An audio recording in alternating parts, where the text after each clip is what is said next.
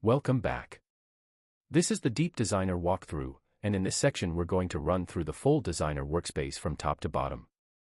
Before we add anything to the canvas, I want to first review the interface so you understand where the major tools live and what each area is responsible for. At the top toolbar, we have the core lifecycle and precision controls. New starts a blank layout, open, loads an existing one, and save template saves the current template definition. For viewport controls, fit card frames the card quickly and zoom 100% resets the view scale. For design guides, we have show grid, snap to grid, and snap to construction lines. The related setup dialogues are grid properties, ruler properties, and construction lines. These are precision tools that help with repeatable layout work. On the quality control side, pre-flight checklist runs validation logic, and preview opens an export style visual preview. There's also show crosshair and crosshair color, for live placement help, plus shortcuts, for keyboard customization and the help icon for authoring guidance. On the left side, we have the main creation tools and the alignment tools. The creation tools are used to add base images, static text, variable text, multi-variable element static images, variable images, icons, imported template elements, and edge fill layers. Below those tools is the alignment section.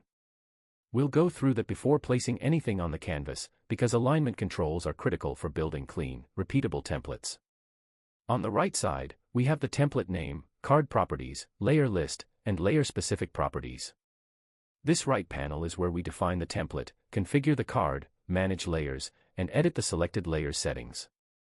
First, I'll enter the template name. That sounds small, but naming early prevents confusion once multiple revisions exist. It also helps keep your template library organized as your project grows. Now let's move to the right sidebar and review card properties. This is where we define the card level setup before adding artwork, text, or image layers. Here we configure the main card behavior, including canvas shape, units, width, height, export DPI, bleed, safe margin, and show print guides. These settings matter because they define the actual working space for the template. If these are changed after layers are already placed, you may need to reposition or resize parts of the design. Below that is print profiling. We can select a print profile and click Manage to open Profile Management. Inside Manage Print Profiles, you can create, duplicate, or delete profiles, then edit fields like label, key, bleed and safe margin settings, warning thresholds, proximity thresholds, and notes. This is where print intent gets standardized per workflow. Back in card properties, we also have border risk sensitivity, the working mode readout, and soft-proof controls. These include enable soft-proof preview, soft-proof profile, and rendering intent. Then we have editor aids here too, including show cursor position and the live cursor readout. That helps with repeatable placement when you need exact values. Now, before we add anything to the canvas, let's review the alignment section on the left panel. This section controls how selected layers are positioned on the card. First is relative to. This lets us choose whether alignment is based on the full canvas, meaning the trim edge, or the safe frame. That choice matters because some elements should align to the full card edge, while important text and gameplay information should usually align inside the safe area. Next is the 9-point alignment grid. This grid lets us place selected layers to common anchor points, such as top left, top center, top right, center, bottom left, bottom center, or bottom right. The important thing to understand is that the layer moves based on its own frame bounds and the chosen card region. Below that are the horizontal and vertical alignment buttons. These are quick shortcuts for centering a selected layer horizontally or vertically. Next is snapping configuration. This controls which point on each layer snaps to the grid and construction lines. We can choose a global snap point that applies to all layers, or use individual per layer, which allows each selected layer to have its own snap anchor. Under that is another 9-point anchor grid. This lets us choose which part of the selected layer is used as the snap reference point. For example, if the center point is selected, the center of the layer snaps to grid lines or construction lines. If a corner is selected, that corner becomes the snap point instead. Below that are the coordinate placement fields. The X and Y values show the layer's position in card units. The Move to X/Y button allows us to move the selected layer to an exact coordinate. This is one of the most important tools for repeatable template design because it lets us place layers precisely instead of relying only on manual dragging. So before we build the canvas, the key idea is this. Card properties define the size, safety, bleed, and print behavior of the card. Alignment defines how objects will be positioned once we start adding them. Now that the interface has been reviewed, the template has been named, the card properties are set, and the alignment tools are understood, we can start adding content to the canvas. As we add each element, I'll also review the properties associated with that element on the right side. This is important because adding something to the canvas is only the first step. The real control comes from selecting that layer and adjusting its properties. First, I'll add a base image for the foundational artwork. Once the base image is added, it appears as a layer in the layer list. With that layer selected, we can review its editable properties. For image-based layers, we can adjust the layer name, editor box color, lock status, visibility, unrestricted behavior, transparency, static on every card setting, variable name binding when applicable, and rotation angle. We can also manage image-specific behavior, including aspect handling, size controls, and fit actions like fit to bleed, fit to safe margin, and fit to canvas.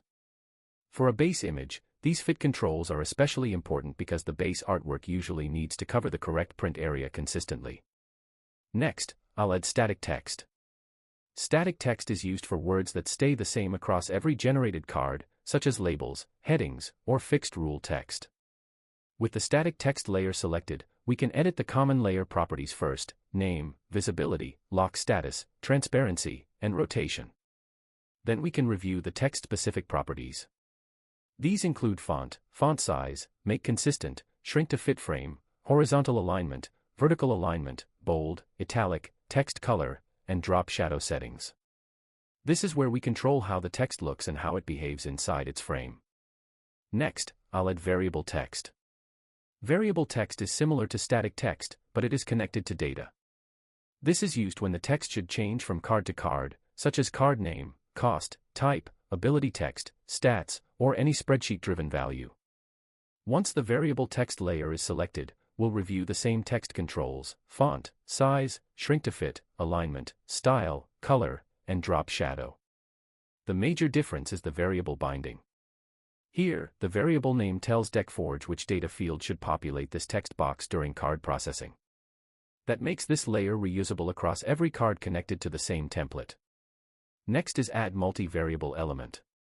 This lets us define a parent variable and inline token structure. After adding it to the canvas, we'll review its properties while it is selected. This type of element is useful when a single visual field needs to combine multiple pieces of data or structured inline content. As with other text-based elements, you can control the font, size, shrink behavior, alignment, color, and drop shadow. But the important part here is the variable structure, because this determines how multiple data values are combined and displayed inside one element. Each variable will be later associated with an image pool for population. Next, I'll add static image. Static images are fixed graphics that stay the same across the template. Once the static image is added, we select the layer and review its properties. For static images, we can adjust the layer name, visibility, lock status, transparency, rotation, aspect behavior, sizing, and fit options. We can also apply image effects like drop shadow and overlay tint. This is useful for icons, decorative frames, logos, symbols, or any graphic that should remain the same on every card. Next, I'll add variable image. A variable image acts as a data-driven image slot. This could be used for card art, icons, faction symbols, rarity symbols, or other images that change based on the selected data row. With the variable image layer selected, we'll review the same image properties: sizing, aspect behavior, fit controls, transparency, rotation, drop shadow, and overlay tint. The important difference is the variable binding. The variable name tells DeckForge which data field or correlated image source should control what image appears in this slot. This is one of the most important layer types for batch card generation. For library-driven import, we have import icon and import base image. Both open selection dialogs with categories, list views, and preview panes. After importing an icon or base image, we'll select the new layer and review its properties just like any other image layer. That means we can still resize it, reposition it, apply fit behavior, adjust transparency, add shadow, add tint, lock it, hide it, or change how it interacts with the template. Next is import from template. This pulls reusable elements from another template, with compatibility warnings when card settings differ. After importing from another template, the imported elements appear as layers. From there, each imported layer can be selected and edited individually. This is helpful because imported layers are not just static copies. They can still be reviewed, renamed, repositioned, adjusted, and refined inside the current template. Finally, I'll add edge fill. Edge fill adds an edge-focused layer for border-safe finishing behavior. Once selected, we can review its specific properties. For edge fill layers, we configure outer and inner corner behavior, radius controls, safe zone offset, and fill color. This is especially useful when you want cleaner print edges, safer borders, or more consistent finishing around the card. Now that we've added each element and reviewed its related properties as we went, the layer list starts to become more meaningful. Each item on the canvas has a matching layer, and each selected layer exposes the controls needed to edit that specific type of content. So the general pattern is: add the element, select the layer, review its properties, adjust the settings, then move to the next element. That keeps the design process controlled and prevents the canvas from becoming cluttered before the individual layers are configured. Now I'll switch more deliberately to the Layers panel. At the top is the layer list and ordering controls. We can move layers up or down, remove selected, group selected, ungroup selected, duplicate layer, and copy layer properties. Grouping helps complex layouts stay manageable, and duplicate is useful for consistent styles across repeated elements. At the bottom we have history controls and undo stack visibility, including clear history. That is useful during demo resets, but should be used carefully in active sessions. Next I'll click Preflight Checklist and review any warnings or critical issues. If issue entries are clickable, use them to jump attention to the relevant layer or property. This is important because preflight is not just a warning list. It helps connect potential print or layout problems back to the actual object that needs attention. Now I'll save the template again. That completes the full designer deep dive. The key workflow is: review the interface, name the template, set the card properties, understand alignment, add each element, review each element's properties, validate, preview, and save.